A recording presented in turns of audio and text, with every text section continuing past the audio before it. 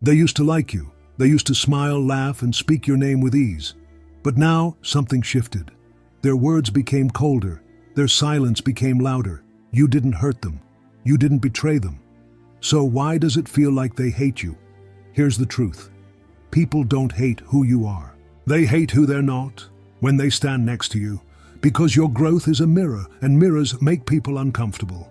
Carl Jung called it the shadow self, the part of us we bury, deny, and pretend doesn't exist. But when you evolve, you bring light. And that light exposes every part of them they were trying to hide. Your presence becomes a spotlight on their fears, on their excuses, on their stagnation. So they start to pull away. They start to gossip. They start to attack, not because you changed, but because your change reminded them that they didn't. And that is the silent war, the one you never see coming. They won't say it out loud. They won't admit it, not even to themselves, but they feel it. Every time you evolve, every time you take a step forward, every time you change for the better, they feel something dark inside them shift. Not admiration, not respect, not inspiration. What they feel is threat. Not because you're dangerous, but because you're becoming something they didn't have the discipline to become. This is what Carl Jung called shadow projection. The parts of themselves they hate, they see in you and punish you for it. But it's not because you did something wrong. It's because you did something they didn't. You moved, you healed. You stopped tolerating nonsense. You chose boundaries. You stopped apologizing for your evolution. And that made them uncomfortable. People fear change, not because it's bad, but because it exposes what they're not changing. And when you grow silently, they feel judged without a word. Your discipline becomes a mirror for their laziness. Your peace becomes a contrast to their chaos.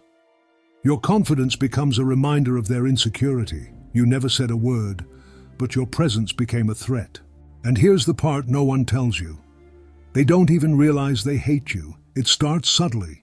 They become distant, then passive-aggressive. Then they find reasons to mock, criticize, or ignore you. But none of it is about you.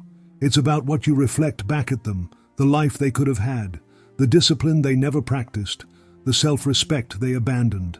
You are not the enemy. You are the evidence. And nothing is more painful than being punished for doing the right thing. But this is how the silent war begins. They won't confront you. They'll gossip behind you. They'll twist your wins into insults. They'll label your clarity as arrogance.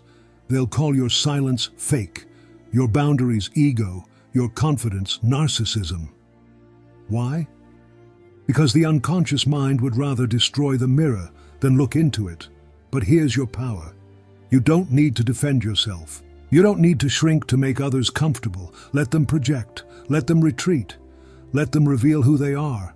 Your only job is to keep growing, because the ones who hate your light were never meant to walk with you in the dark. Jealousy is not always loud. It doesn't always come with insults, shouting, or visible hate. Sometimes it hides in silence, in sudden distance, in unanswered texts, in seen messages that never get replies. And when it's coming from someone you once trusted, it hurts more than betrayal, because envy from a stranger is expected. But envy from a friend? That's the beginning of emotional war. Carl Jung said, "Everything that irritates us about others can lead us to an understanding of ourselves. But what if that irritation becomes resentment? What if your glow becomes their discomfort?" This is how envy works. Not as a sharp knife, but as a slow poison. And it doesn't show itself as, "I'm jealous." No. It wears masks. They say, "You're acting different. You've changed. You think you're better now?" But behind every word is unspoken fear.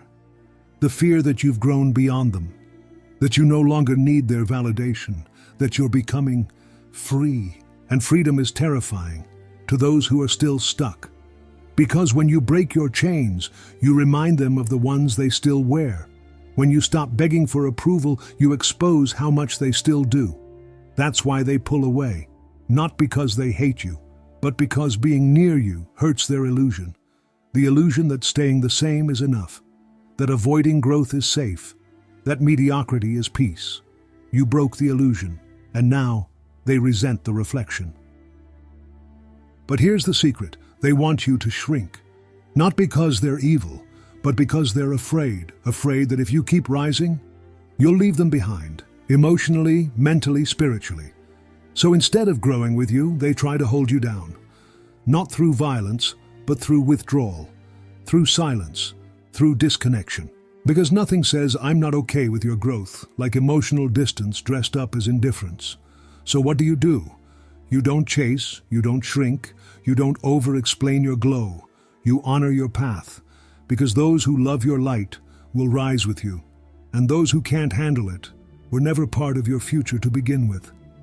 Let envy walk away. Let silence separate you. Let distance do the filtering. This is not loss. This is alignment. Healing is supposed to bring peace, but sometimes it brings war. Not within you, but around you. Because when you start healing, you stop playing the role they assigned you. You stop being the victim. You stop being the helper. You stop being the one who stays silent. You stop tolerating dysfunction and start choosing self-respect. And that makes people uncomfortable. You see, they were comfortable with your brokenness. They knew how to handle your insecurity. They depended on your silence. They manipulated your guilt. But now, you set boundaries. You speak with clarity. You walk away from what drains you. You say no without explaining. And to them, that's betrayal, because healing changes the rules. It rewrites the dynamics. It forces people to meet a version of you they can't control. And so, they retaliate. Not with direct confrontation, but with subtle sabotage. They question your motives. They mock your new mindset. They say you become cold, selfish, different. They don't realize that you didn't change. You return to yourself. They just never met the real you before. Carl Jung taught, what you resist not only persists but grows in size. When you start healing, you stop resisting who you are, and your presence becomes bigger, clearer, brighter. That light, it exposes the darkness in others, and not everyone is ready to face it. So instead, they try to dim you, to punish your peace, to shame your strength, to guilt-trip your growth. Because if they can't heal with you, they'd rather keep you broken. But here's your truth. You don't owe anyone your pain. You don't have to keep bleeding just so others feel less alone. You don't have to carry guilt for becoming whole. You're allowed to evolve. You're allowed to walk away from what broke you. You're allowed to heal loudly, unapologetically. Let them misunderstand you. Let them rewrite your story. You don't owe them access to the healed version of you. They abuse the broken one. Confidence is quiet. It doesn't beg. It doesn't shout. It doesn't perform. It simply exists. And because of that, it makes people uncomfortable. Not because confidence is arrogant, but because insecurity is loud. When you walk into a room with calm eyes and a straight back, you don't just take up space. You shift the energy. People feel it. Some respect it. Others resent it. Because your self-assurance becomes a reminder of everything they still question about themselves. They confuse your certainty with arrogance, your grounded presence, and with ego, your quiet clarity, with superiority. But none of it is about you. It's all projection. Carl Jung taught that people see in others what they refuse to see in themselves. So when you embody confidence, they see their fear. When you hold boundaries, they feel their weakness. When you move in truth, they remember the lies they tell themselves. This is why they pull back, not because you did anything wrong, but because your wholeness makes them feel incomplete. So they create distance. They stop texting. They unfollow. They avoid eye contact. Not because you're too much, but because they feel too little next to you.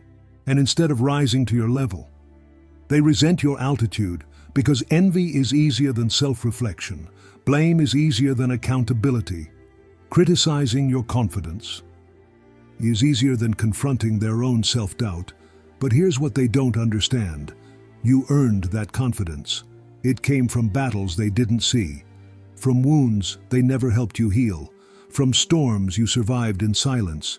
You bled for this peace. You cried for this clarity. You walked through fire to hold this stillness. So no, you won't dim yourself for anyone's comfort. You won't apologize for the power you bled to build. Let them feel what they feel. You're not responsible for their triggers. You're not responsible for their journey. You didn't rise to make others feel small, but you also won't shrink to make them feel big. Your confidence is not arrogance. It's evidence of how far you've come. And if they can't celebrate that with you, let them watch from the distance they created. There comes a moment in your journey when the hatred no longer hurts. It awakens you, not because you stop feeling, but because you start seeing. You see that their rejection was protection, that their silence was a blessing, that their distance created the space you needed to evolve. You stop asking why they left, and start asking why you ever needed them to stay. Carl Jung believed that everything unwanted hides a message, even hatred, especially silent hatred. It reveals who's truly in your corner and who only stood there when you were small, because your growth didn't change you. It revealed who they always were, and in that revelation is your rebirth. The old you would have begged for peace, would have apologized for shining, would have dimmed your voice just to be liked. But the new you don't beg, you don't chase, you don't explain, you observe, you align, you move. You no longer fight to be understood, because you understand yourself. And that self-understanding, that's what triggers them most. Because you've become untouchable, not physically but energetically. You no longer vibrate on the same frequency as fear, guilt, or shame. You've outgrown the environments that required you to be small. You've outlived the roles that demanded your silence. Now, you stand, whole, aware, unapologetically powerful. So let them whisper, let them pull away. Let them write false stories about you. It's okay, because you're not here to be liked. You're here to be real, and realness comes with a cost. But the reward, it's freedom, and no amount of hatred can touch that. You didn't change to hurt them. You changed to heal yourself. You didn't grow to prove anything. You grew because staying small, it was killing your soul. And now, they hate you, not because of your darkness, but because of your light. They needed the broken version of you, because that version didn't make them uncomfortable. But now, you're too clear, too strong, too unapologetically alive.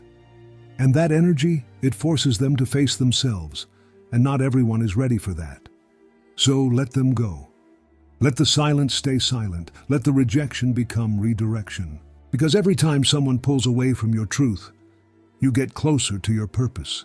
And the more they hate you for choosing yourself, the louder the universe applauds. If this truth shook something inside you, don't let it die in silence. Subscribe, share it, and keep coming back, because this is not a motivational channel. This is where your mind wakes up. This is truth.